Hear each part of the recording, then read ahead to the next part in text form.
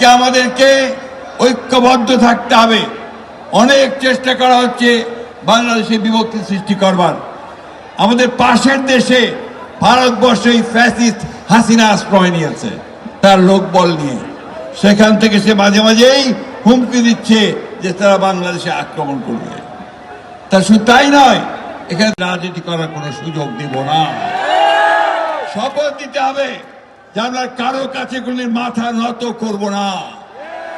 আমরা আমাদের দেশকে আমরা নিজেরাই স্বয়ং সম্পূর্ণ হয়ে গড়ে তুলব। বন্ধুগণ, এটা নেতৃত্ব দিচ্ছেন আমাদের তারেক রহমান সাহেব। সেই পথই তিনি দেখাচ্ছেন, যে জন্য তিনি কি স্লোগান দিয়েছেন, যে সবার আগে কি স্লোগান দিয়েছেন তিনি, সবার আগে বাংলাদেশ, তাই না?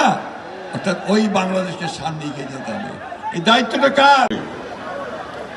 আজকের ছাত্র দলের এই সমাবেশ প্রমাণ করেছে গণতন্ত্রের বিরুদ্ধে যারা ষড়যন্ত্র করবে তাদের রেহাই দেওয়া হবে না। হবে? জোরে বলেন, জোরে বলেন। ছাত্র দলকে আস্তে ধীরে